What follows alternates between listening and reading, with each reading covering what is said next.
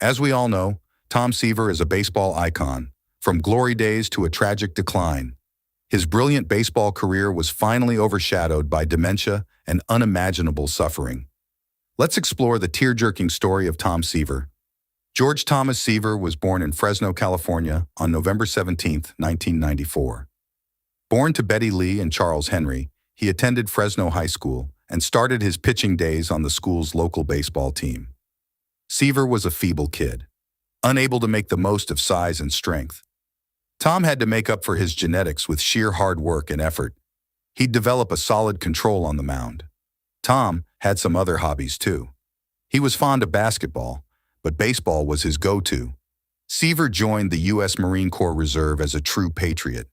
After completing his active duty period in the Navy, Tom went to Fresno City College. Afterward, Seaver received a scholarship to college baseball at the University of Southern California. But things weren't set in stone. The college administration was unsure if Fresno was unworthy of a scholarship. After a practice match, USC head coach Rod Dedeaux gave the go-ahead for Tom's scholarship. Tom was on fire at USC. As a sophomore, Tom scored 10-2 against the Trojans. Finally, drafting season rolled around in 1965. Major League Baseball was something that Tom would become a part of. A few rounds of the draft later, Tom wasn't sure, but he wasn't disappointed either. Finally, Tom was selected as a professional baseball player for the Los Angeles Dodgers. Seaver asked for a $70,000 contract, but the Dodgers lowballed him for a measly $2,000. Ouch! Young Tom signed his professional contract with the Atlanta Braves the very next year.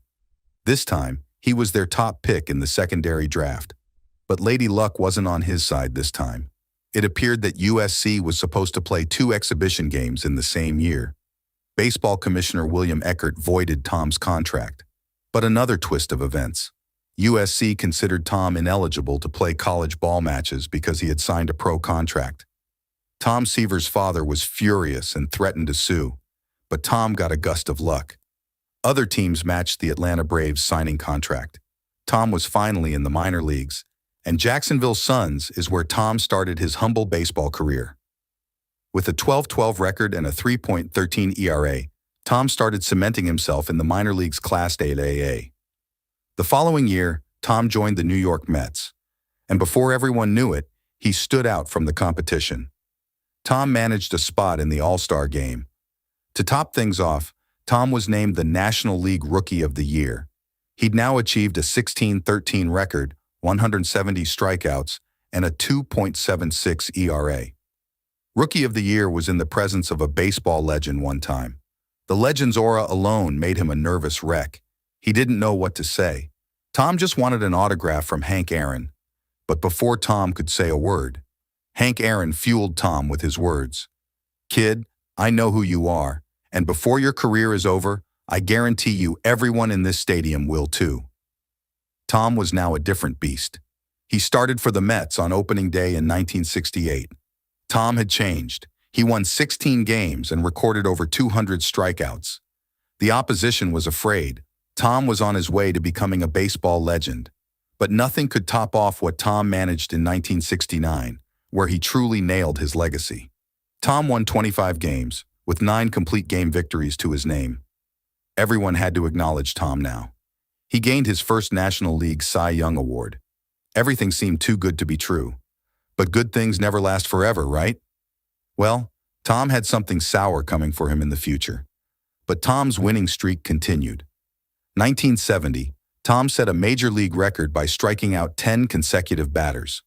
In 1971, Tom led the league with a 1.76 ERA and 289 strikeouts.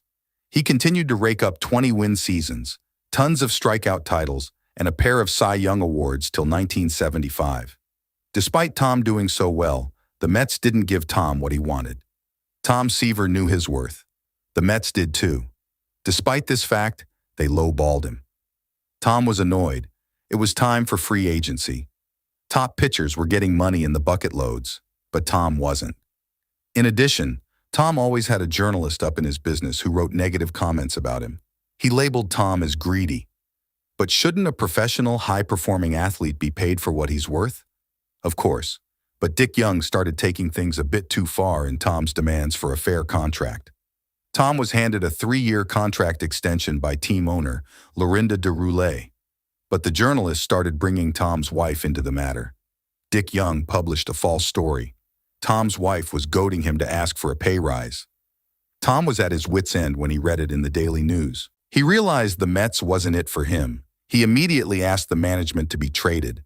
This was dubbed as the Midnight Massacre on June 15, 1977. Tom was traded to the Cincinnati Reds, and he gave them their best winning season in baseball. Tom decided to return to the Mets, but the Mets thought who would in their right mind would want a high-salaried 39-year-old pitcher? Their loss. The Chicago White Sox swept Tom Seaver off his feet. The Chicago White Sox brought Tom in and proved the Mets wrong. The Mets bit their nails as Seaver's effective pitching for the White Sox scored his 300th win at Yankee Stadium in 1985. In 1986, Tom played his final match against the Boston Red Sox. Tom won his final match, amounting to 311 wins. Tom was now getting in on age. Recurrent injuries forced him to retire. But he inspired young pitchers like Roger Clemens. Tom officially retired in 1987 and stated he'd given all he could give to baseball.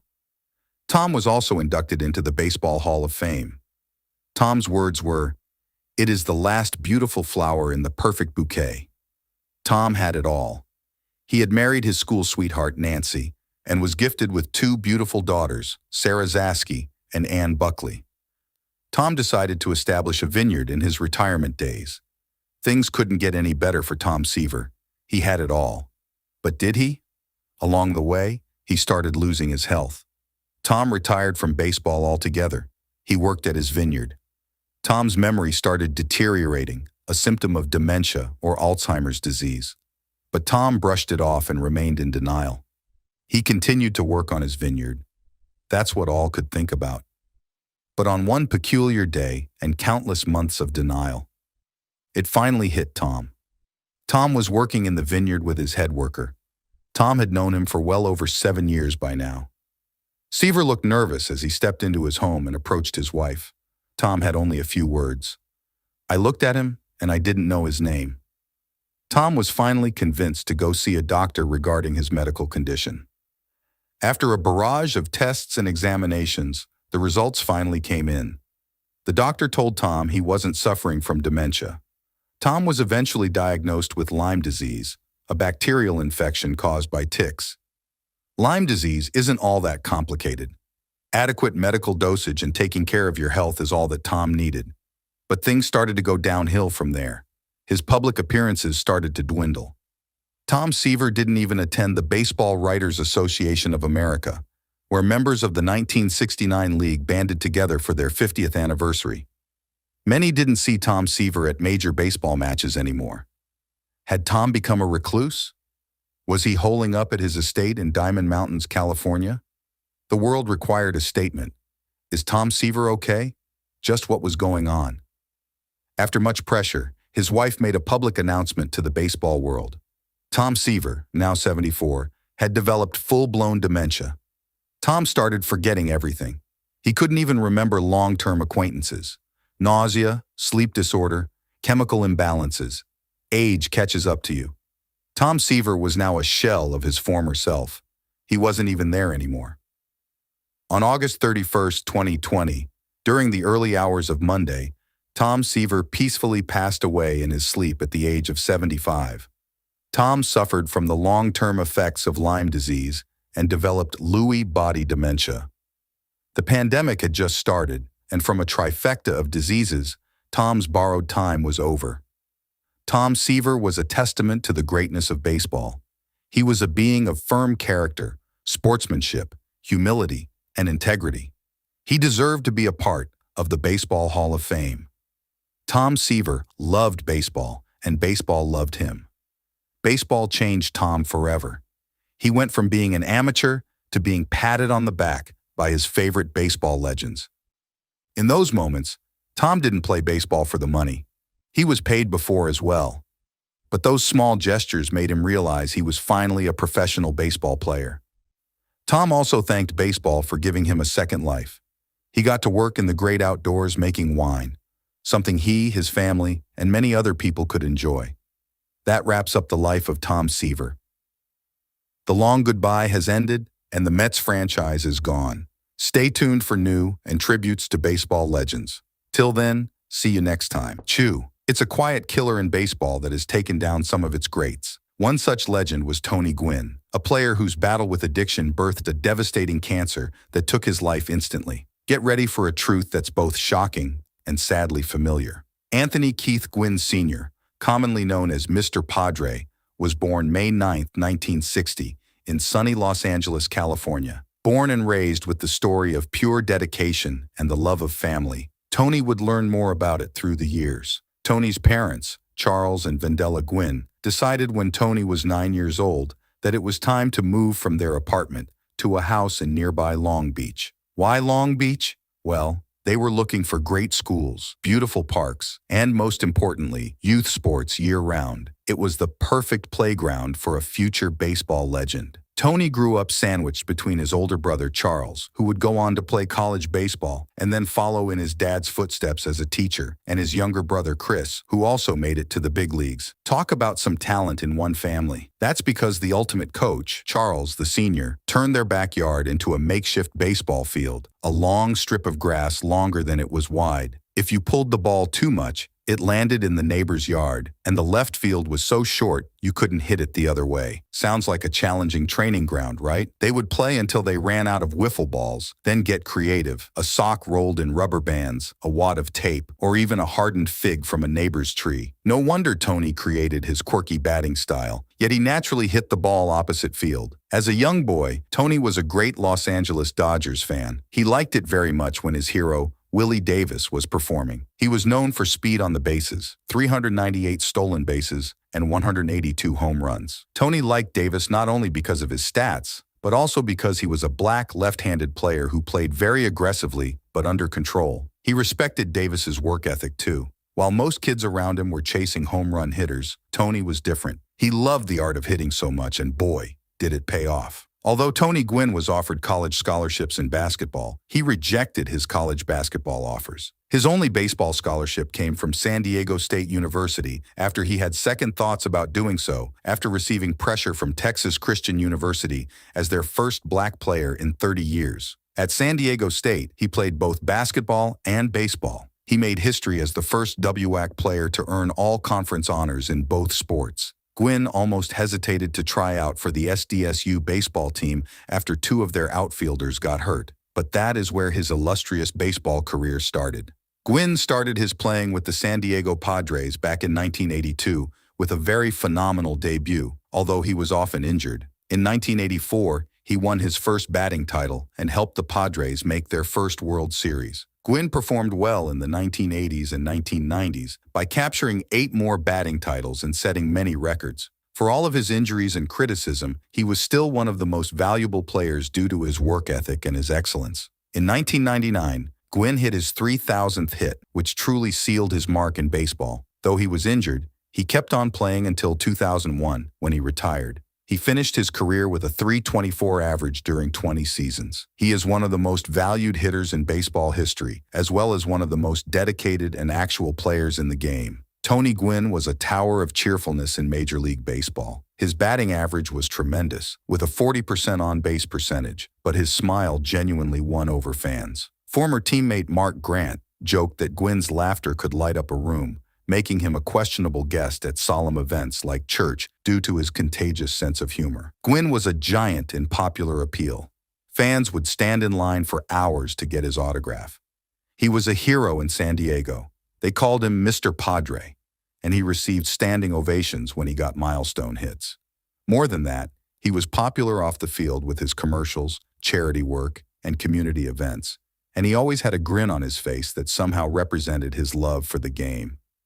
Before things start getting grim, make sure to like the video, turn notifications on, and subscribe for more baseball icon stories. With that said, let's move on to Gwynn's personal life. Behind his ever-sunny smile, however, Gwynn harbored a surreptitious addiction to what is probably the most insidious habit shared by most baseball players: smokeless tobacco. He started chewing tobacco during his rookie days when peer pressure and the culture of the sport introduced him to the habit. He was known to brush his teeth every day before a game, but then put in a dip for over 2 decades. Severe dependence by Gwynn. He would leave the house littered with plastic cups full of tobacco spit, to Alicia's and his kids' great chagrin. He tried quitting many times, although these would never last long. He would secretly leave the house in the middle of the night to get more tobacco. His addiction was so deeply rooted that even when he caught his son drinking from one of the cups, filled with his spit by mistake, he never gave it up. After his illustrious playing career ended, Tony Gwynn had an off-the-field battle that may have been one of his most formidable opponents. He ballooned to 330 pounds and had to have adjustable gastric banding surgery in 2009. Even that intervention was not enough to get Gwynn to change his habits. In losing weight, his initial success could not be maintained, leading to more health woes. In 2010, these weight issues caused him to get a slipped disc in his back, which he would explain was causing him insufferable pain down his leg. The pain had gotten so severe that Gwynn could only walk with a walker before receiving surgery to remove the disc that was causing him so much agony. This relieved his walking pains, but did not solve all his health issues. A significant bump appeared on the inside of his right cheek that was found to be cancerous. It was somewhat of an eye-opener to Gwynn that he should treat his addiction immediately. His battle against his disease was fierce. The surgery left him with partial facial paralysis. He could not smile, he could not eat, and he could not even close his eyes. The radiation therapy and chemotherapy were stiff. His claustrophobia and the pain it entailed did not make it any easier for him. During his radiation treatment, he lost his sense of taste and had to eat on a liquid diet.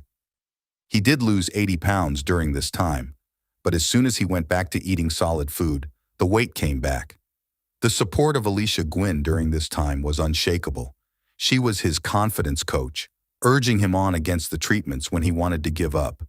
It was quite a ride for Gwynn going through cancer treatment and proved the strength of family ties.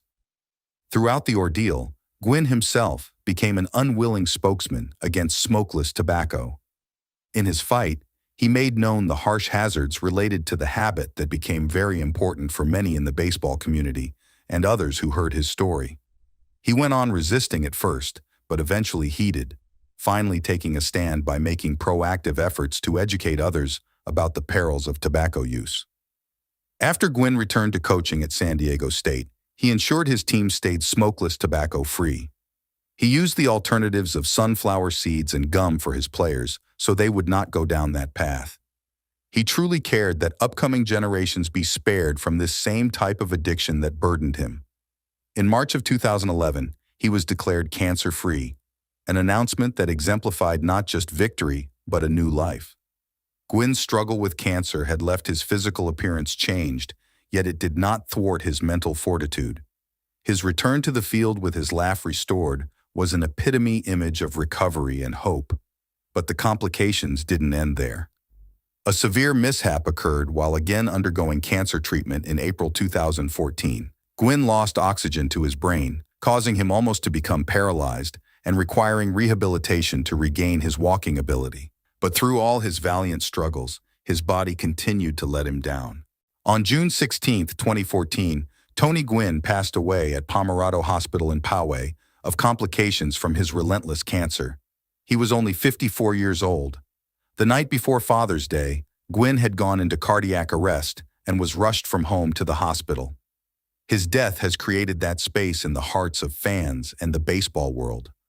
For Gwynn's sake, Petco Park held a public memorial on June 26, 2014, with the participation of over 23,229 fans.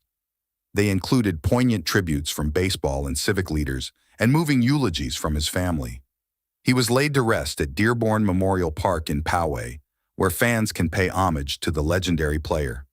A statue was finally dedicated in memory of Tony Gwynn on May 9, 2017, at Lake Poway for his exploits on the field and in the community.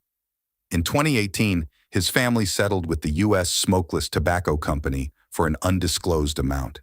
They had filed a wrongful death lawsuit against the company in 2016, arguing that Gwynn had become hopelessly addicted to their products.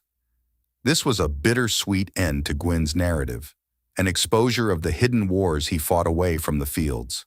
Tony Gwynn's life serves as one meant to exemplify resiliency in his athletic wins and personal battles. Now, his legacy inspires us in a way that nothing else can, a memento to never give up in sports or life. Let's leave some heartfelt comments for Mr. Padre in the comments below. When people saw Gary Carter on the field, they thought of him as charming, heroic, and indestructible. But little did they know, a ruthless enemy called cancer was soon about to take away this champion from us. This is the story of Gary Carter's fight with cancer. Let's get into it. Gary Edmund Carter was born on April 8, 1954, in Culver City, California, near Los Angeles. He was the younger of two sons born to James H. Carter and Inge Carter. After World War II, Jim Carter, who was a mechanically minded man from Kentucky, moved to California and took on technical jobs in Hollywood. By the time Gary was born, Jim was working as an aviation parts inspector for Hughes Aircraft Company, a significant employer in Southern California's aerospace industry. So you can bet he was rolling in that dough. Inge Charlotte Keller, born in Chicago in 1929, was the daughter of German immigrants who came to the U.S. in the 1920s. Gary often credited his athletic ability to his mother, who was a champion swimmer. But even though he got those good genes, he once humorously admitted, "Funnily enough, I'm a terrible swimmer." Ironic, am I right? Gary's own sports journey began with Little League Baseball at age 6, but he was also equally passionate about and talented in football. In 1961, the NFL held the first punt, pass, and kick contest, and 7-year-old Gary became the national champion in his age group at the Los Angeles Coliseum. How adorable. He was a finalist again 2 years later, though he lost in the frigid conditions of Chicago. When Gary Carter was just 12, he faced a heartbreaking loss when his mother passed away at 37 after battling leukemia. This tragedy, as you can imagine, left a deep impact on him, and it heavily influenced his later charitable efforts as he worked tirelessly to raise funds for leukemia research and support children with other illnesses. Sadly, he suffered a similar fate. His health and strength, which was something he took great pride in, slowly slipped out of his hands as the terrible disease took hold of his life. But that's not to say that Gary Carter wasn't courageous until the very end. Gary's long fight with cancer faced a serious setback towards the middle. According to the New York Daily News, doctors at Duke University found new, life-threatening tumors in his brain. It got to a stage where his doctors started considering whether to continue treatment due to his worsening condition. Gary's health declined rapidly in a matter of weeks. On Christmas Day, he fell and tore his rotator cuff after experiencing headaches and balance issues. His condition had deteriorated so much that he couldn't even attend his own charity golf tournament. In a phone interview, he shared his frustration with the lack of progress in his recovery.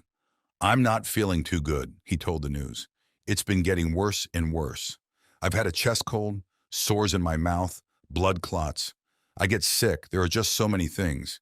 It's been 9 months now, and I don't feel any different from day one. I haven't felt up to doing any interviews." Gary Carter was diagnosed with glioblastoma, a fast-moving and aggressive brain cancer.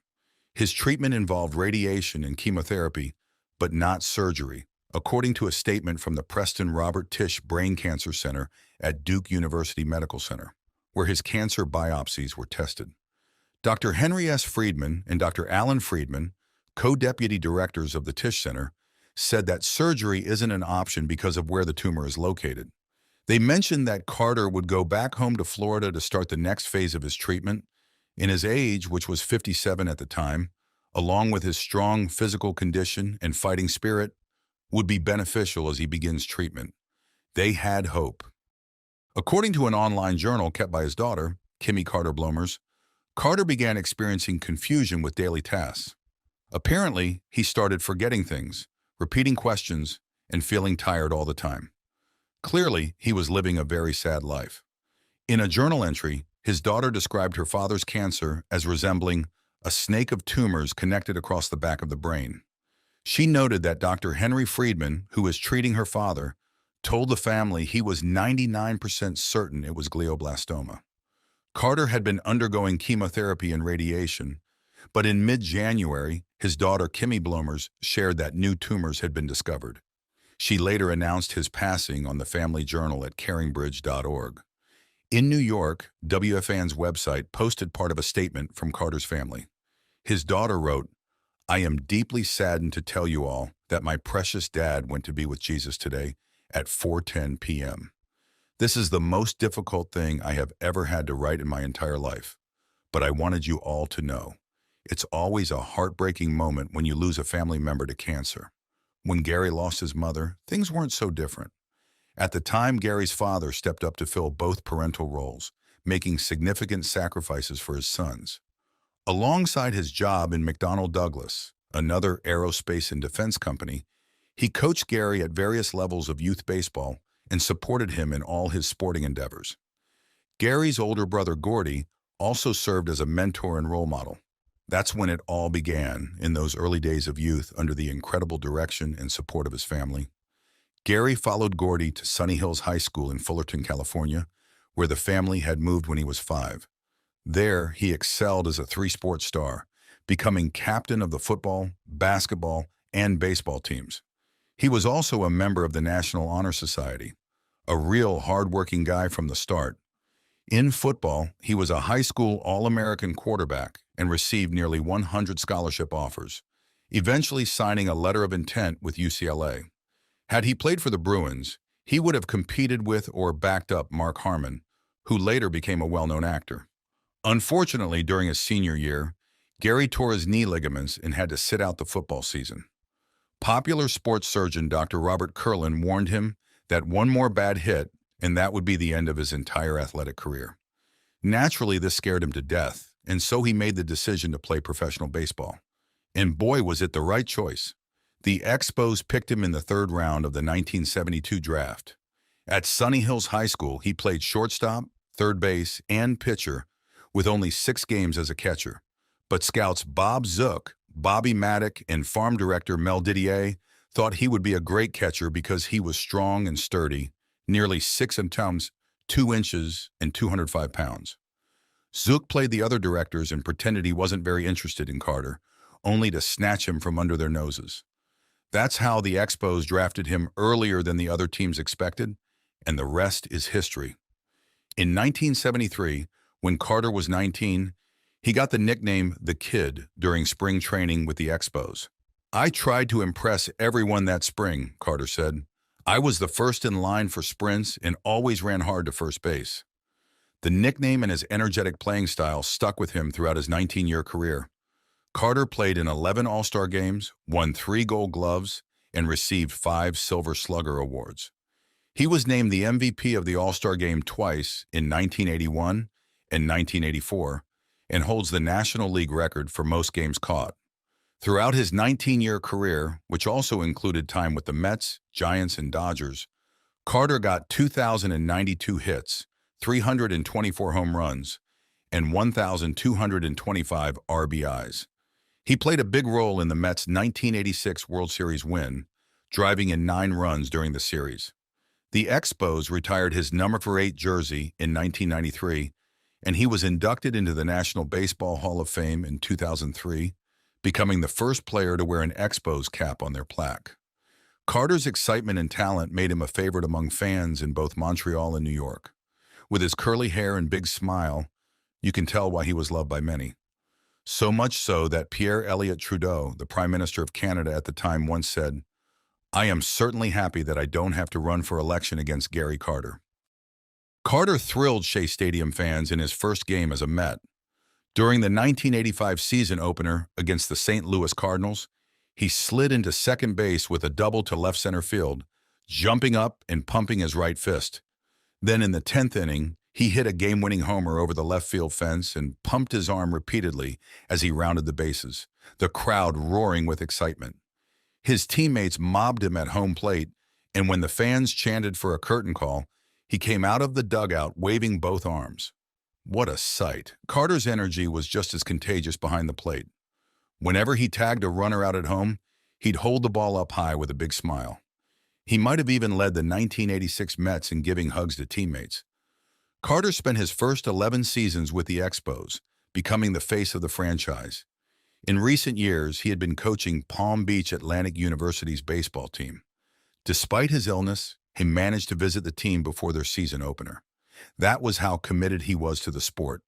And it showed. Whether or not you're into baseball, you've got to hear about Gaylord Perry. He's quite the legend, not just because he made it into the Hall of Fame, but because of how he got there. Sneakily, I might add. Never heard of it. All right, let me paint the picture for you from the beginning. Gaylord Jackson Perry was born on September 15, 1938, in Williamston, North Carolina. Growing up in Martin County, he was into every sport imaginable, but baseball was where he really shined. As a right-handed pitcher known for his blazing fastballs, Perry dominated the scene at Williamston High School in the late 1950s. Scouts from all over made the trek to this small town just to catch a glimpse of this talented young pitcher in action. Perry grew up on a farm in North Carolina with his parents, Evan and Ruby. They were tenant farmers, hustling with crops like tobacco, corn, and peanuts. Fun fact, he had an older brother, James, who also made a name for himself in Major League Baseball as a pitcher. And let's not forget Carolyn, his younger sister, completing their family dynamic. Now, their dad, Evan, was quite the athlete himself. He played baseball and football, and get this, he even had a shot at a minor league contract but had to pass because his family needed him on the farm. Speaking of which,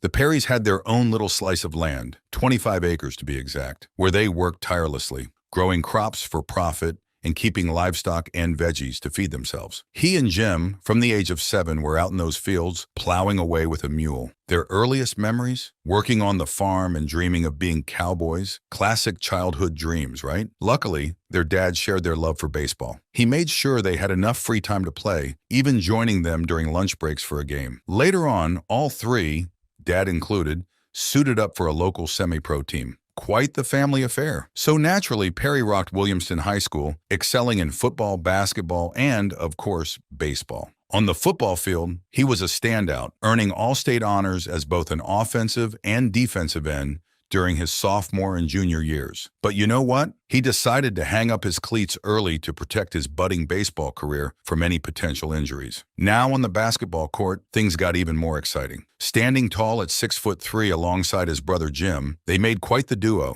In Gaylord's freshman year, they even reached the state finals together. After that, Jim moved on to Campbell Junior College, leaving Gaylord to dominate on his own. Over 4 years, he averaged nearly 30 points and 20 rebounds per game, leading his team to an impressive 94-8 record. Believe it or not, he had scholarship offers pouring in from colleges all over, but he turned them down because baseball was his true passion. But the real intrigue in Gaylord Perry's story doesn't kick in until later, when he's already become a national star. When discussing Perry, it's important to remember his stance for most of his career. Constant denial of any wrongdoing. It wasn't until 1974, in a surprising turn, that he admitted in a book that, yes, maybe he had done a few things that weren't entirely by the book. He claimed it was all in the past, though. But even with this admission, accusations against him didn't let up. Perry, however, stuck to his guns, maintaining his innocence throughout his career and beyond. In fact, he's even hinted that the book itself might have been part of a larger ruse.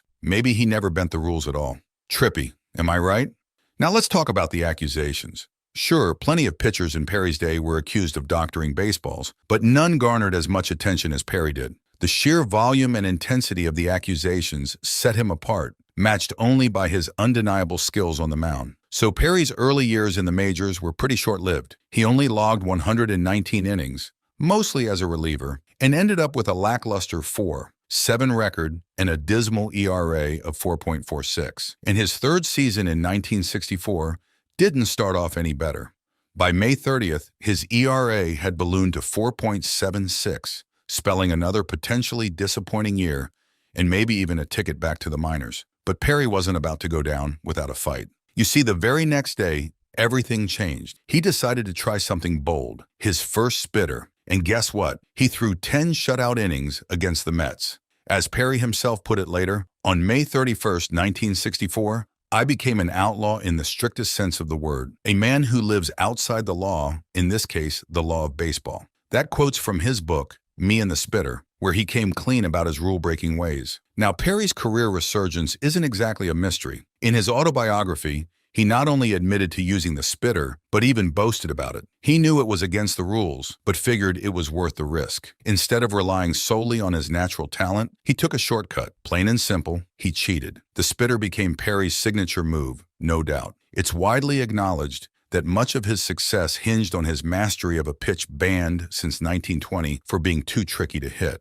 So why does this matter now? Well, aside from the ethical questions, Perry's achievements can be questioned in terms of their authenticity. While he may have excelled, the shadow of his methods casts a long and controversial legacy in baseball history. You know, when it comes to baseball's Hall of Fame and the debates over performance-enhancing methods, some voters draw a firm line. They argue that using steroids is in a league of its own compared to, say, corking a bat. And you know what? There's some truth to that reasoning. But then there's Gaylord Perry and his infamous spitter. It's a whole different ballgame. Perry's spitter wasn't just a little gamesmanship on the mound. Nope. He knowingly used an illegal pitch that gave him a serious edge. Some might even equate it to taking a performance-enhancing supplement. After all, whether it's steroids or a spitball, bending the rules is bending the rules. Perry's choice to load up the ball with Vaseline or whatever he could get away with wasn't exactly playing fair. Now, you might wonder why, despite all this controversy, Perry made it into the Hall of Fame. Well, from what I gather, he had this folksy charm that voters seem to like. Plus, let's face it, he wasn't juicing up in some weight room. He was out there on the mound doing his thing, albeit with a trick up his sleeve. And hey, if Bugs Bunny could pull off the spitball trick in cartoons, maybe Perry figured it was fair game in real-life baseball too. But charm aside, Perry was still a cheater. Just ask any batter who faced him and got frustrated by that magic pitch of his. Surprisingly, though, many in the press and the Baseball Writers Association of America didn't seem to view it as harshly back then. Even after his admissions, and even after initial resistance to his Hall of Fame bid alongside others like Ferguson Jenkins, opinions softened. Funny how these debates shift over time, huh? The history of baseball is packed with these wild, one-of-a-kind stories. If you want to keep up with more of these tales, hit that subscribe button. And while you're at it, give this video a thumbs up. In 1983, Perry finally decided to hang up his baseball cleats. By then, he had racked up 314 wins, ranking him 11th on the all-time list, and his 3,534 strikeouts put him third in history. But getting into the Hall of Fame wasn't easy for him. It took 3 tries, mainly because of all the controversy surrounding his pitching tricks. Not much of a surprise if you ask me. After retiring, Perry's life took some unexpected turns. Things weren't all cakes and sunshine for him even after he left the spotlight. His 400-acre farm flopped in 1986, pushing him into a job with Fiesta Foods, where he became a regional rep dealing in chips and tacos. Then he signed on to build a baseball program at Limestone College in South Carolina, which seemed like a new start. But tragedy struck in 1987 when his wife Blanche died in a car accident at just 46. A few years later, Perry remarried Carol Caggiano, who was involved with Limestone College. Despite his setbacks, he stayed close to his 4 grown kids. In the years that followed, Gaylord Perry found a niche just being himself, traveling, signing autographs, and showing up at ball games. He was doing well for himself, and his major league pension kicked in at age 65, adding to his comfort. Wherever he went, whether it was a minor league game or a baseball card convention, Perry always got the same questions. What was your secret? Where did you hide it? How often did you use it? And every time he'd flash that familiar grin and coyly deny everything. He sure knew how to keep us guessing. Sadly, news broke 2 years ago that he passed away at age 84 in his home in Gaffney, South Carolina. The Cy Young Award winner and Hall of Famer, known for his legendary spitball, died of natural causes according to Cherokee County Coroner Dennis Fowler. What does it take to become a sports legend? Talent? Sure. Luck? Maybe. But for Catfish Hunter, it was something more, an unbreakable will. From heartbreaking injuries to unbelievable comebacks, this farm boy from North Carolina defied the odds to leave a legacy that still inspires today. Let's talk about James Augustus Hunter. Although most people know him by the name Catfish, he was born on April 8, 1946 in Hartford, North Carolina, and was the youngest of 8 kids. Always busy working on a farm, James had still found time to get involved in sports. He was a star athlete at Perquimans County High School and a football and baseball player. His brothers taught him how to pitch, and he got good at it, catching the eye of scouts for the major leagues. Just when it seemed like everything was going great, disaster struck. In November 1963, just before the draft season, James had a hunting accident where he lost a toe and got pellets stuck in his foot. It was terrible, and his dream of playing professional baseball might be over. And then along came the Kansas City Athletics. What was supposed to be a regular day of hunting turned into a mishap that caused Catfish Hunter to be tangled up with one of the worst team owners in history, Charlie Finley. But what did Charlie Finley do to Catfish Hunter? Didn't he save his career? They took a chance on him, signed him, and sent him to the Mayo Clinic for surgery. He recovered in the barn of team owner Charlie Finley. Finally, on June 8, 1964, he signed with the A's for a cool $75,000. Although he missed the rest of the season and didn't pitch until his debut in the Florida Instructional League that September, he was ready to go. In 1965, Finley decided that James needed a catchy nickname, like Catfish. There's a tall tale about his relatives calling him that after finding him with a string of catfish. But that's pretty much all there is to it. The nickname stuck, adding a bit of colorful lore to his story. Catfish made some big moves and wowed everyone on the baseball pitch. He went directly to the major leagues and bypassed the minor leagues. He had his first appearance in the major league in May 1965. That same year, he made his first victory by July at Fenway Park. His stardom escalated when he was part of the All-Star team in 1966 and 1967. The A's moved to Oakland in 1968, where Catfish pitched the 9th perfect game in MLB history against the Minnesota Twins. On top of pitching brilliantly, he drove in 3 runs. He and his catcher, Jim Pagliarone, worked so well together that Catfish gave him a gold watch as a thank you. Hunter's career was going uphill, but financial struggles were about to ensue, causing Catfish to lose a lot of money in the process. And it was all because of Charlie Finley, the person he trusted as his team owner. Catfish's career kept getting better and better. He captured the Sporting News' Pitcher of the Year in 1974 and the American League's Cy Young with a sensational season, compiling a 25-12 record and leading the league with a 2.49 ERA. This year, the A's also captured their 3rd consecutive World Series, making Catfish indispensable to the team's achievements. But 1974 was also the year of a significant contract dispute. Finley caused Catfish some incredible financial distress and missed out on payments. Heck, he didn't even bother to respond towards the end of it. Dark clouds always have a silver lining. For Hunter, the silver lining was that he became baseball's first free agent. And towards the end of his legal battles with Finley, Catfish went from rags to riches. The trouble started that offseason when Hunter tried to get a loan from North Carolina banks, but was told he couldn't continue without making the trip. Finley refused to give him the time off, and Hunter blamed his inability to sleep in the slow start on the field on the conflict. By the end of the 1970 season, Hunter was just 2 games from a 20-win season and blamed Finley's constant pressure for his performance downturn. Catfish's financial problems were starting to settle in, and he felt it.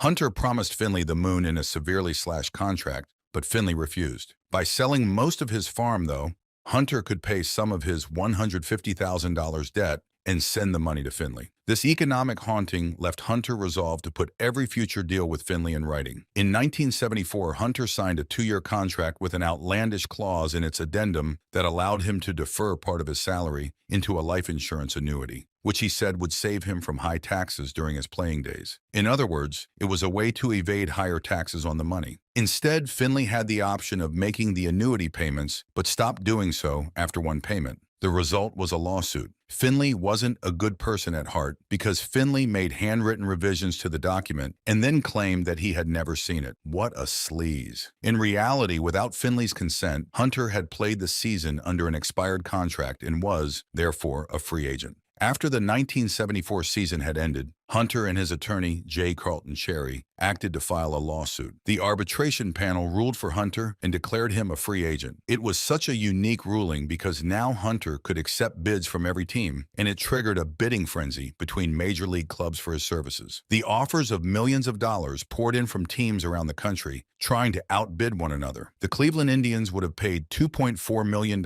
over 10 years. The Kansas City Royals wanted to provide lifetime payments and perks. Hunter was prepared to go to the San Diego Padres before a last conversation with Yankees scout Clyde Klutz. On December 31, 1974, Hunter flew to New York and signed that groundbreaking 5-year, $3.5 million contract with the Yankees, including deferred money plus add-ons. The contract went out in newspapers and truly started free agency in baseball, changing the sport forever. Catfish was steady and consistent, leading the way for the New York Yankees to take 3 straight pennants from 1976 to 1978. He was only the 4th pitcher to ever notch 200 wins before turning 31, putting him in company with legends like Cy Young and Walter Johnson. This led to a tremendous amount of respect and admiration in baseball. But what happens when a star's health starts to fail? How does a champion deal with unexpected challenges off the field? Unfortunately, arm injuries and a diagnosis of diabetes began to slow him down in 1978. But Catfish was not a quitter. He remained a key player for the Yankees until his retirement in 1979 at just 33 years of age. By the end of his career, he had managed to win 224 games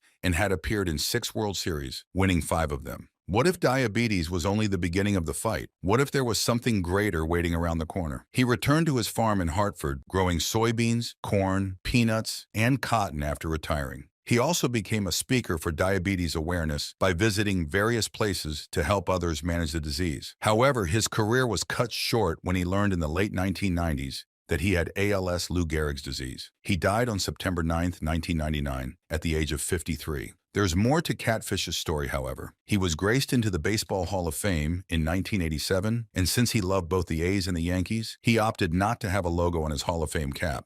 The Oakland Athletics retired his number 27 in 1991. In 2004, the team initiated a Catfish Hunter award. His legacy is also marked by different events, which the teams carry out every year to bring awareness of the disease and money that will help investigate the disease. Teammates and owners will never forget him as a great player, but even a better person.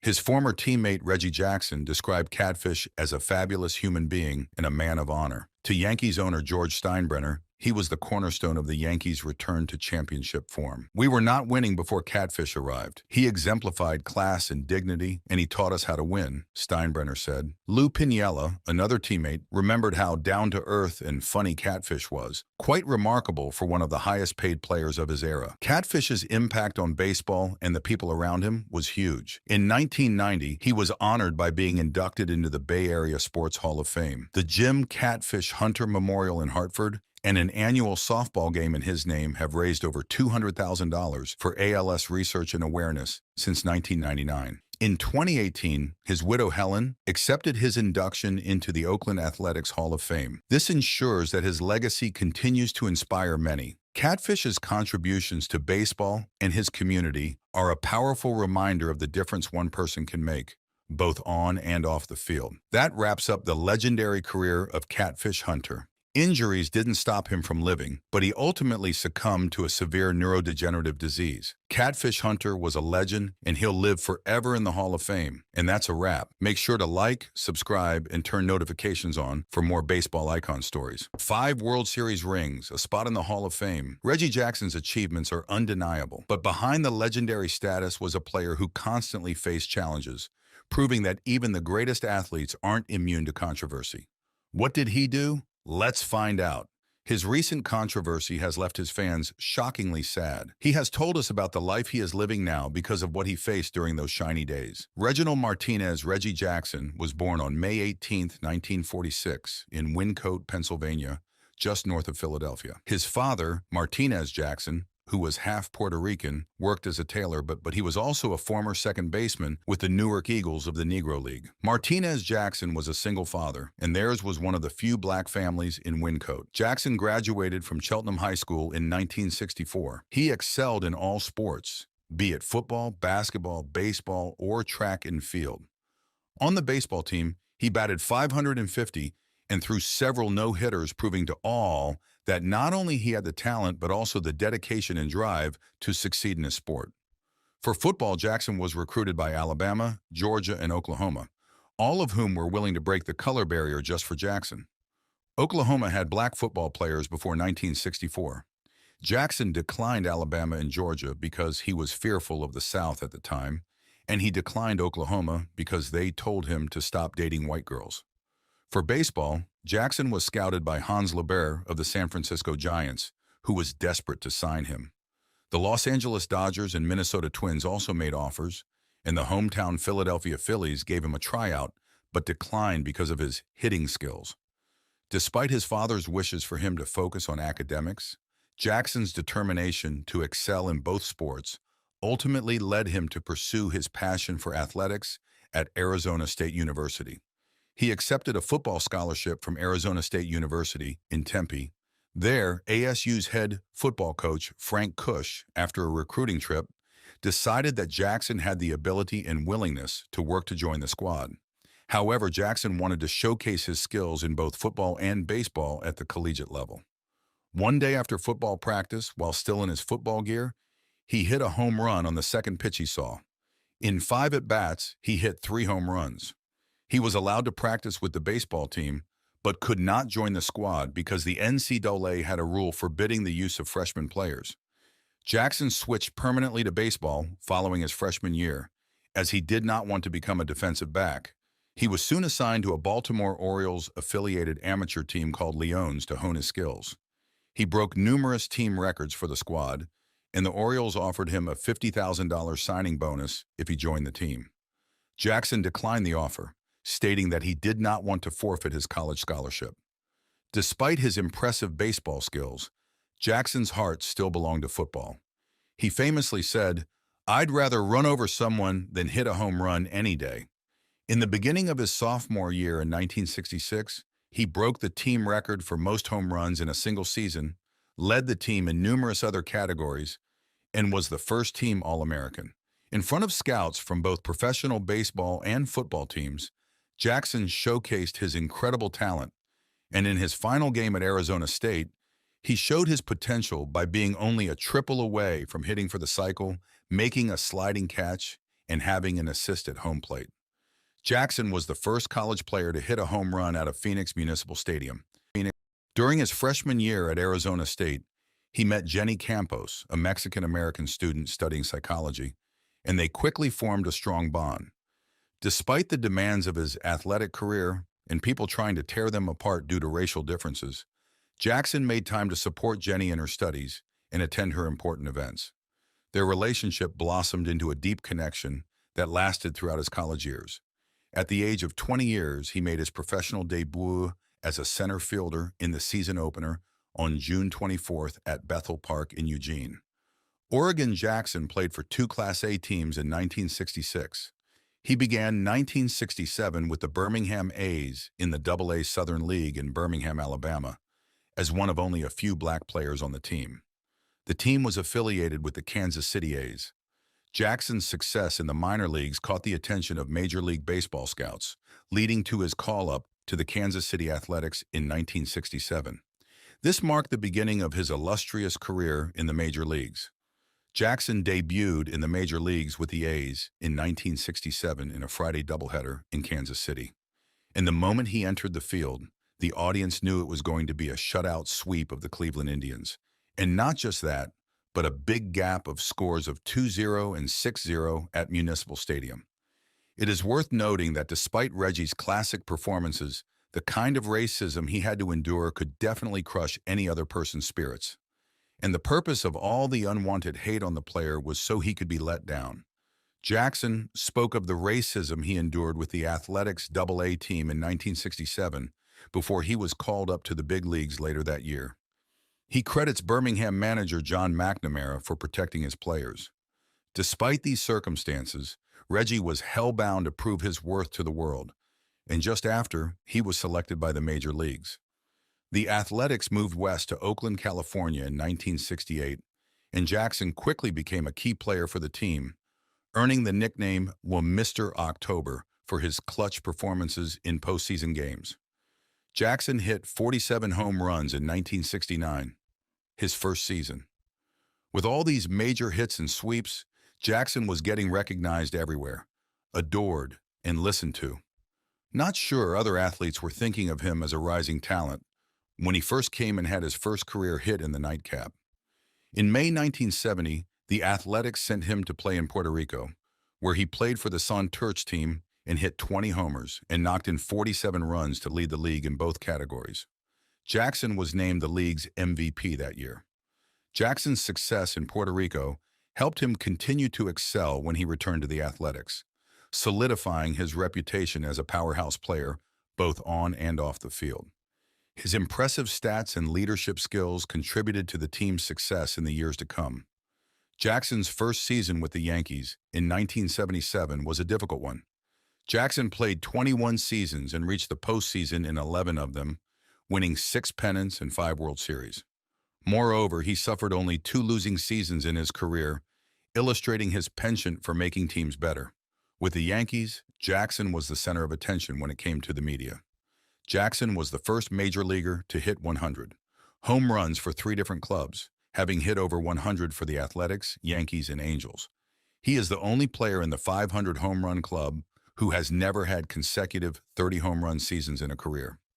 Following his playing career, Jackson spent much of his time with the New York Yankees, Crane Capital, and numerous community initiatives affiliated with Crane's enterprises to invest in diversity and inclusion with STEM programming and skills development. He also serves as an ambassador for Crane in select baseball-related matters. Jackson spoke about the racism he faced when he was last in the city and the challenges he faced during his playing days. Jackson's commitment to diversity and inclusion is evident in his work with STEM programming and skills development initiatives. He has always been an advocate for racial equality. Even in his late 70s, he openly tells the world about the experiences racially charged to have happened to him and the impact they had on him. Even today, he recounts the time when he was subjected to such horrible racism, which he now says Jackson credited to having white friends and allies on his side to stick up for him and keep him from doing anything that might have jeopardized his career or his life in the deeply segregated era. "I would have never made it. I was too physically violent. I was ready to physically fight. I'd have gotten killed here," he said. "But I wouldn't wish it on anybody," are the words of the 78-year-old legend who conquered the baseball field. But these words also show the impact of the unjust racism he endured during it all.